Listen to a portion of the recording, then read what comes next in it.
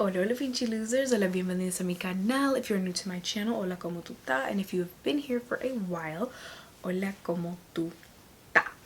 Okay, so in este video, we are going to talk about my second and third trimesters.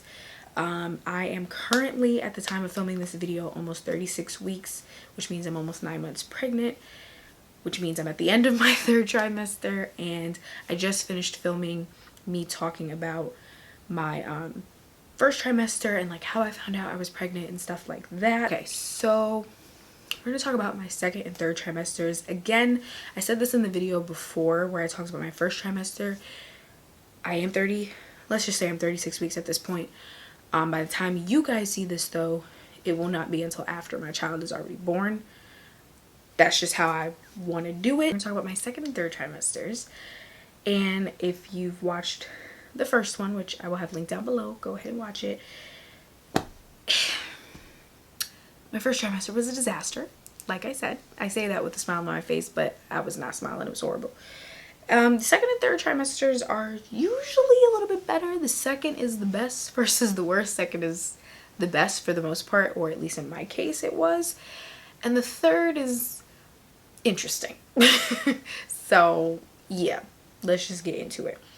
So I have a list here. In my second trimester, I had a little bit more energy. So after I wasn't sick and dying anymore, I had a little bit more energy to like do things and just, yeah, I just had a little bit more energy. I was still obviously tired, but it wasn't as bad as before because now food was actually staying down, water was actually staying down, and I don't know, I just felt like I had a lot more energy because I had obviously a lot more food in my system, a lot more nutrients in my system. So that was really good. These started getting like really weird, vivid dreams.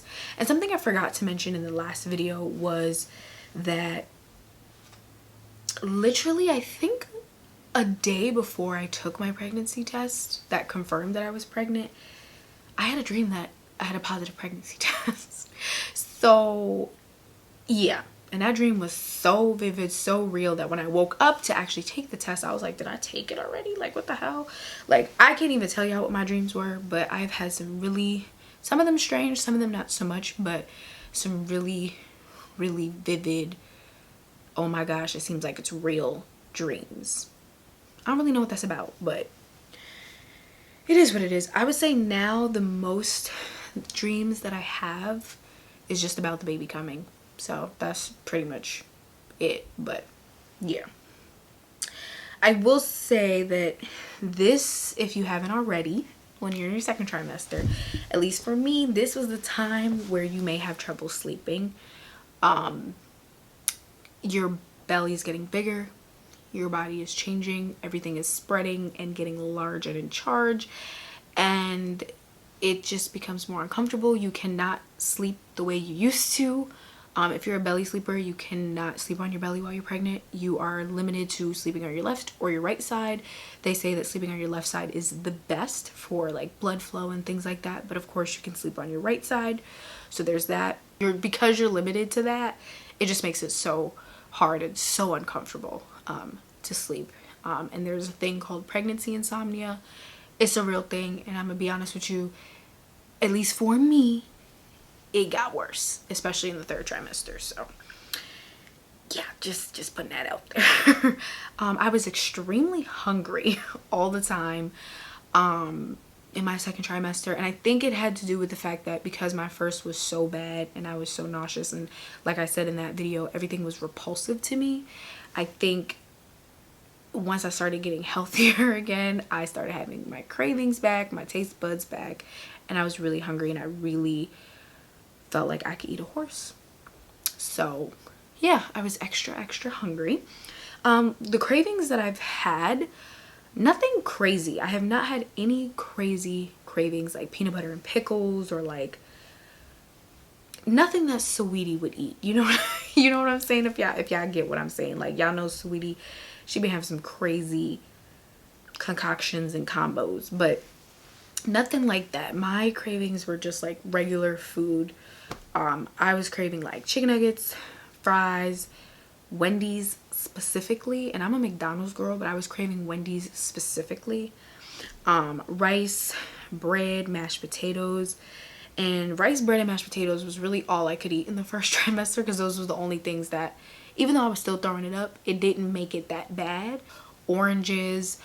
I'm more of like an apple juice kind of girl, but during my pregnancy, I have wanted nothing but oranges and orange juice, which is such a trip to me. So I would eat like an orange or two a day. Like oranges, I just really was craving that like citrusy, sour kind of flavor. Was craving spicy food, which isn't really good, to be honest, when you're pregnant, because it can make like your heartburn and stuff like that worse. And I'm sure there's some other reasons why you can't really have too much like heavy spicy food while you're pregnant. But I, for some reason, was craving spicy food, Indian food, Caribbean food. Like I wanted hot sauce all the time. Like I was really craving spicy food. Towards the end of my second trimester up until now, I've been craving a lot more sweets. And like I said before, I'm a sweets kind of girl anyway. So it was really weird that all the stuff that I mentioned in the beginning is more of like savory stuff. Ooh, pizza. That's another one I craved. Pizza. But anyways, it's weird. Like I'm not really a salty kind of girl. Like it would take a lot for me to be like, oh, I'm craving pizza, or oh, I'm craving chips. But during the first half of my second trimester, that was really all I wanted. And then towards the end up until now, I've been wanting like ice cream and like chocolate and little cakes and things that I normally would crave when I'm not pregnant. But so that's interesting how that kind of changed. But even within that, I've still have been craving like chicken nuggets and stuff like that. But towards the end of the second trimester, I started to feel a lot more tired again. And of course, like I said before, I wasn't really sleeping as I started getting into my third trimester, and that's unfortunately still happening. So yeah, that's been a bummer. Obviously, feeling the baby move has been amazing. Kind of crazy. It's kind of a trip. Like it reminds you like, oh yeah, there's a human in there. And it's pretty crazy. But it's really cool. Sometimes painful when they move, depending on where they're at, like if they hit in your ribs or whatever. But it's really cool, and I laugh every time it happens, because I just think it's like the coolest thing, the cutest thing, and it just reminds me that baby's there and baby's doing good. Baby is doing good. So I think that's probably the most, other than finding out the gender, which I found out through a blood test, that's probably the most exciting part about the second trimester too, is finding out the gender and feeling the baby move for the first time. That's always amazing. Something that I also noticed, varicose veins.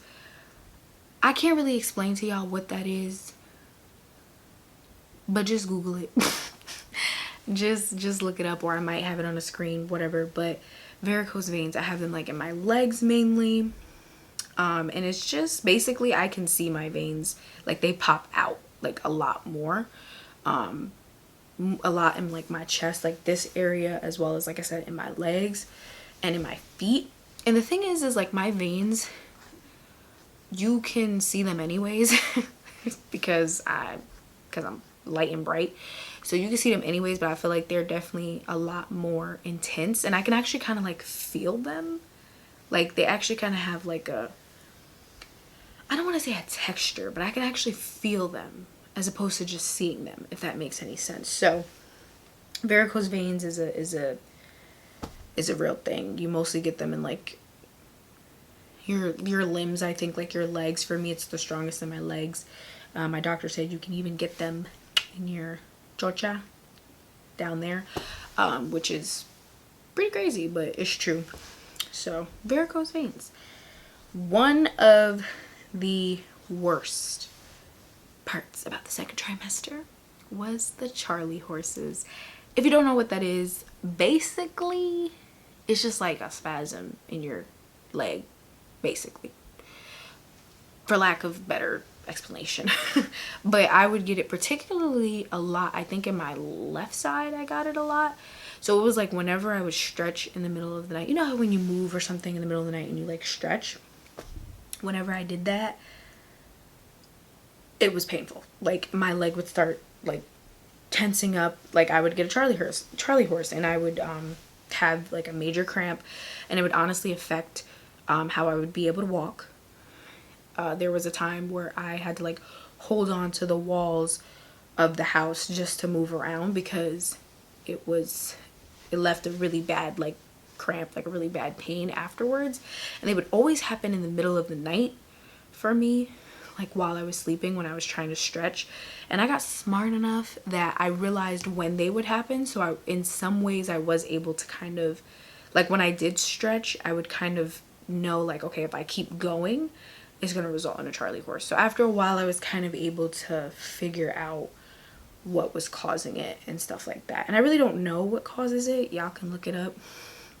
But yeah, it's that was not fun, especially in the middle of the night while you're trying to sleep. And another thing that wasn't fun that affected my ability to walk was sciatic nerve pain. Again, y'all gonna have to look this stuff up because I don't really know where your sciatic nerves are. I know it's really, I think it's in your limbs for the most part, like your legs and your arms. There's like a part of it that's like, I don't know, but y'all look it up. But basically the baby would push, I guess, on that area, or there'd be a lot of pressure or tension in that specific area. For me, it was my left side, and I would get this pain at the top of like my butt into my leg, and it's so painful and so annoying that I had to like get help to walk around the house sometimes. And one time I had to call out of work because I had a Charlie horse the night before that caused a major cramp, and then I woke up with my sciatic nerve pain hurting, and it was hurting for the whole day. So yeah, because of that I had to call out of work. Like it was that painful. I literally couldn't walk. I had to have my mom like help me in and out of the shower, on and off the toilet, on and off the bed. Like I still am experiencing it even in my 3rd trimester. For some reason it's not as bad anymore, but like I had it just yesterday actually, and I had to sit still for like an hour because it's so painful. It really does affect your ability to walk. So yeah. Another thing I noticed was my hair. I mean, obviously it's braided right now. My hair grew a lot.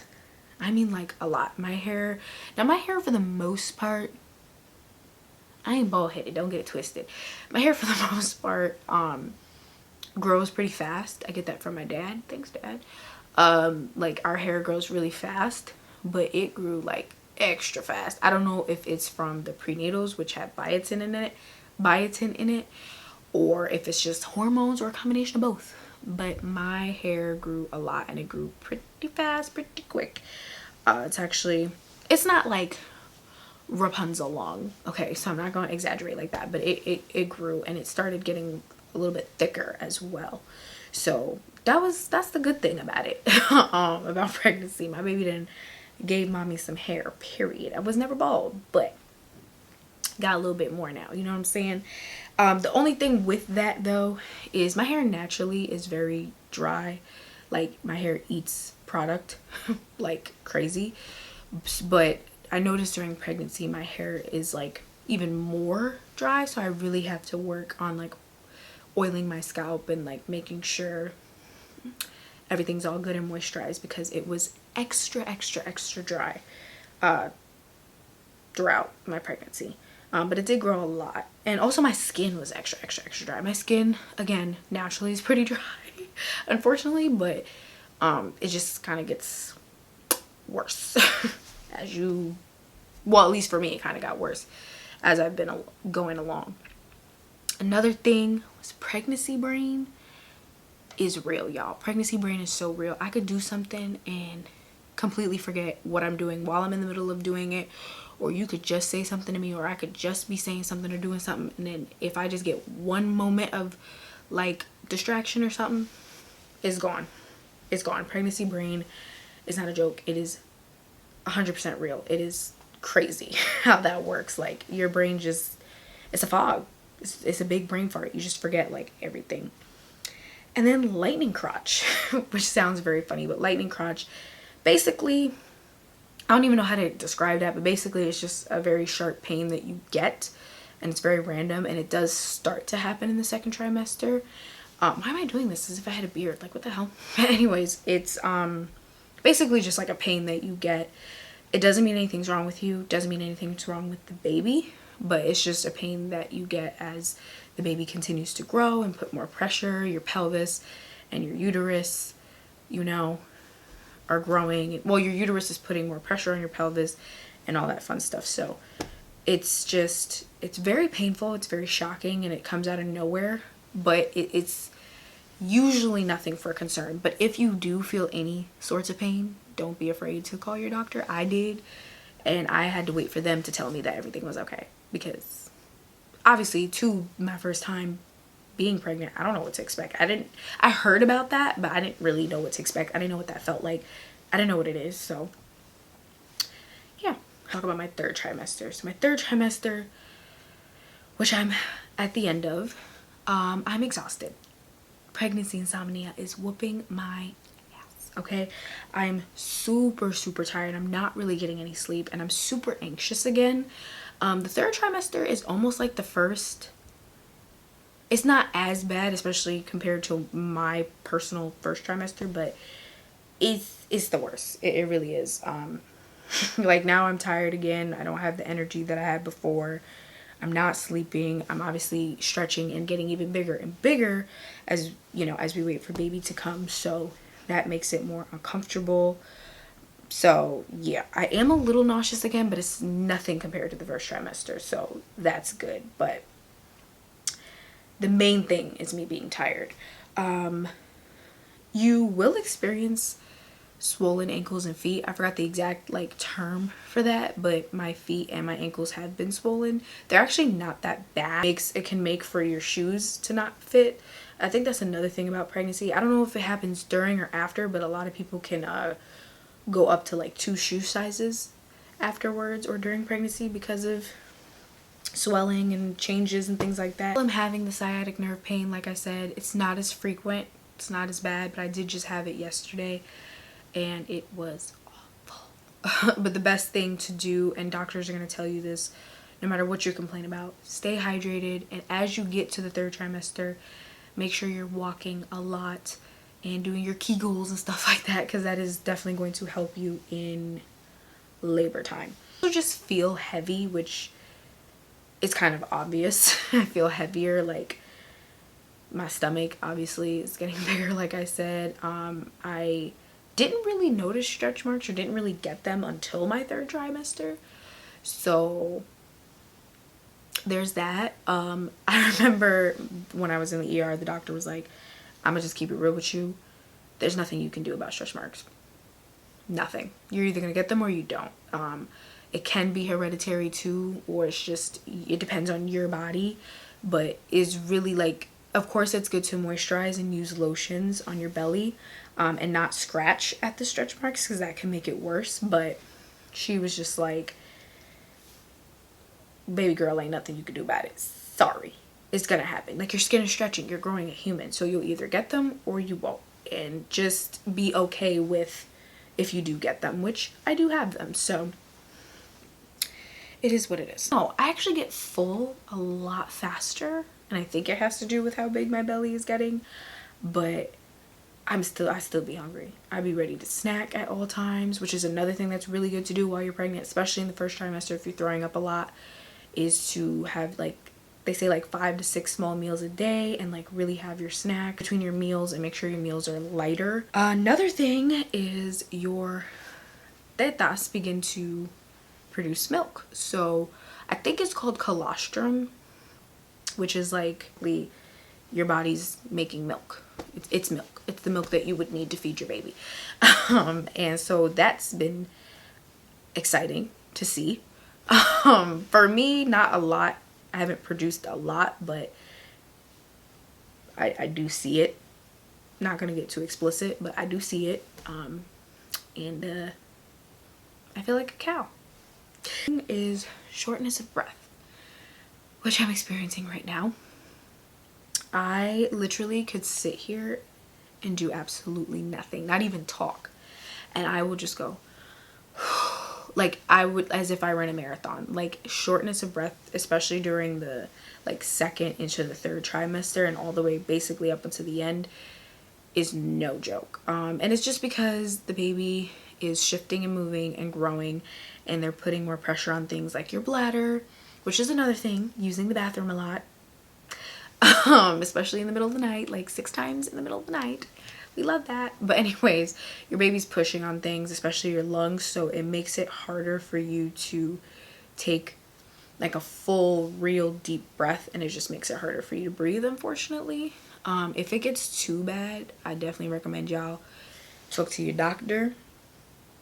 But for me, it's not too bad, but it's like I noticed it. I'm like, oh my god, like even right now, like because I've just been talking to the camera for like an hour, I just am out of breath.